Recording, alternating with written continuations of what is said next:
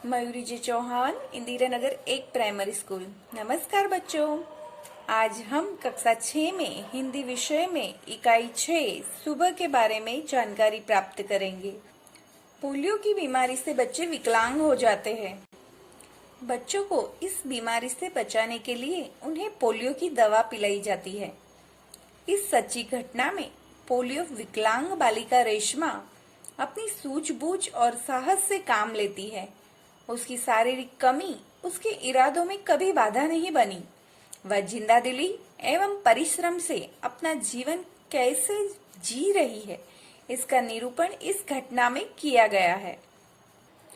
सुबह सुबह रेशमा ने देखा कि घर के सभी लोग सफाई में व्यस्त है।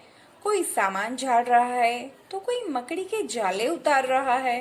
रेशमा ने सोचा, जरूर आज कोई खास बात है। माँ, आज कोई खास बात है? सब इतनी सुबह उठकर घर की सफाई में जुटे हैं। रेशमा ने उत्सुकता से पूछा। हाँ बिटिया रानी, त्योहार के दिन है, भूल गई क्या? पहले से ही साफ सफाई हो जाए तो अच्छी तरह त्योहार का आनंद ले पाएंगे। माँ ने प्यार से रेशमा की गाल को सहलाते हुए कहा। ओह, मैं तो एकदम भुलक्कड़ हो गई हूँ। पर माँ, आपने मुझे तो कोई काम सौंपा ही नहीं। मैं क्या करूँ, बताओ माँ। अच्छा चलो, पहले नहा धोकर तैयार हो जाओ, फिर बताऊंगी। बहुत से काम है। मैं भी आपकी मदद करना चाहती हूँ, माँ ने कहा। रेशमा ने रुआ से स्वर में कहा, मदद तो मैं जरूर लूंगी। मैंने तुम्हारे लिए कई काम सोच रखे हैं। नहा धोकर नाश्ता कर लो, फिर बताऊंगी। कहते कहते माँ ने रेशमा को उसकी पहिए वाली कुर्सी पर बिठा दिया। रेशमा ने अपनी पहिए वाली कुर्सी को धीरे धीरे धकेला और अपने दैनिक कार्यों में लग गई। रेशमा जब 5 साल की थी तभी से उसके दोनों पैर काम नहीं करते थे। उसे बहुत तेज बुखार हुआ। दोनों घुटनों से नीचे दोनों पांव एकदम बेजान हो गए। बहुत इलाज करवाया पर रेशमा के पांव में जान नहीं आई। उसे पोलियो हो गया था। रेशमा बहुत हिम्मत वाली लड़की थी। शुरू शुरू में उसे जरूर दूसरों की सहायता लेनी पड़ी, परंतु अब 11 साल की उम्र में वह अपने सारे काम स्वयं करती है। वह अपने परिवार पर अपने काम के लिए निर्भर नहीं रहना चाहती। परिवार के सभी सदस्य, पिताजी, छोटा भाई गोलू, दादी जी, दादाजी, सभी उसे बहुत प्यार करते हैं। वह सबकी आंखों का तारा है। आंखों का तारा होना मतलब बहुत प्यारा होना। माँ ने रसोई घर में सारे बर्तन, डिब्बे, बोतले नीचे उतारकर साफ कर दिए हैं। उन्होंने रेशमा को आवाज दी, रेशु, अगर तुमने नाश्ता कर लिया हो तो काम में मेरा हाथ बटाओ। हाँ माँ, मैंने नाश्ता कर लिया। दूध का मेवे वाला दलिया बहुत अच्छा बना है। माँ, मैं हाथ धोकर अभी आती हूँ। रेशमा अपनी कुर्सी को धकेलते हुए रसोई घर में पहुंची। रेशमा ने माँ को बर्तन, डिब्बों पर लेबल लगाकर पकड़ाती गई और माँ उन्हें व्यवस्थित ढंग से सजाती गई। रसोई घर फिर से चमचमाने लगा। पिताजी दफ्तर चले गए। माँ को लड्डू बनाने के लिए कुछ जरूरी सामान चाहिए था। गोलू तो बहुत छोटा है। दादी जी, दादाजी बहुत बुजुर्ग है। अब सामान लाए कौन? माँ परेशान थी। रेशमा ने कहा, सामान मैं ले आऊंगी। तुम ले आओगी अकेली? माँ ने पूछा। हाँ माँ, एक बार पहले भी तो लाई थी। रेशमा की आवाज में दृढ़ता थी। तो ठीक है, तुम ही ले आओ, लेकिन ध्यान से लाना। सारा सामान नुक्कड़ वाली दुकान से ही मिल जाएगा। थोड़ी देर बाद रेशमा सारा सामान लेकर लौटी। उसने गोलू को आवाज दी, गोलू, ये लो, तुम्हारे लिए टॉफी लाई हूँ। गोलू टॉफी पाकर खुशी से उछलने लगा। कुछ ही दिन बीते थे। एक दिन शाम को रेशमा का घर दियो के झिलमिल प्रकाश से जगमगाने लगा।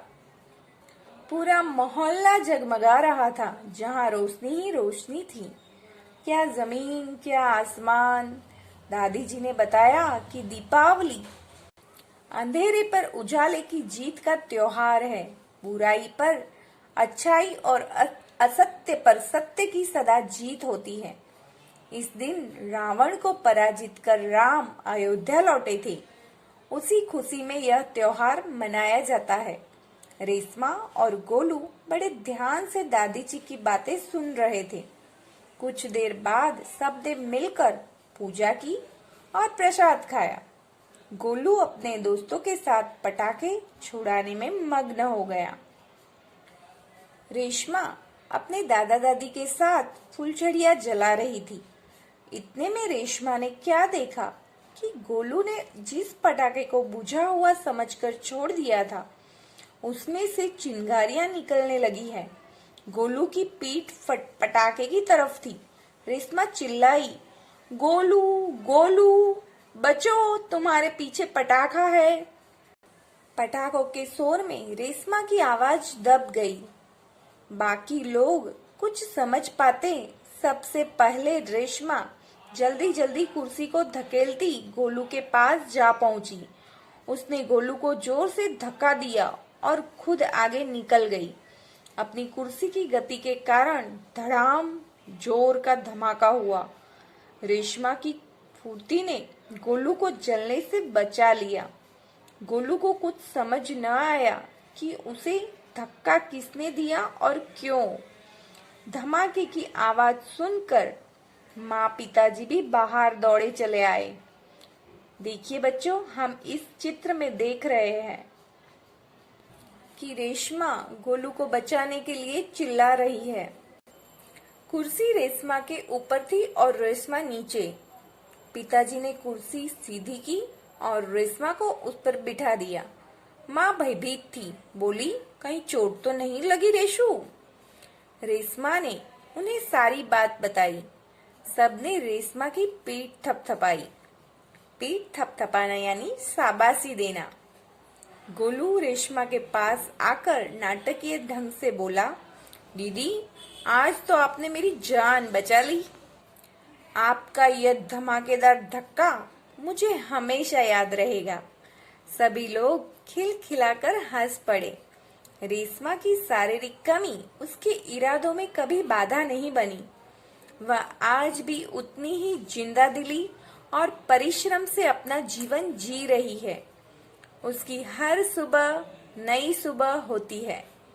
वह हर सुबह अपने काम में नए इरादे से जुट जाती है। बच्चों, आपको ये रेशमा की बहादुरी वाला पाठ बहुत ही अच्छा लगा होगा। तो अच्छा बच्चों, अब हम ऐसे ही किसी नेक्स्ट वीडियो में फिर से मिलेंगे। तब तक के लिए बाय बाय।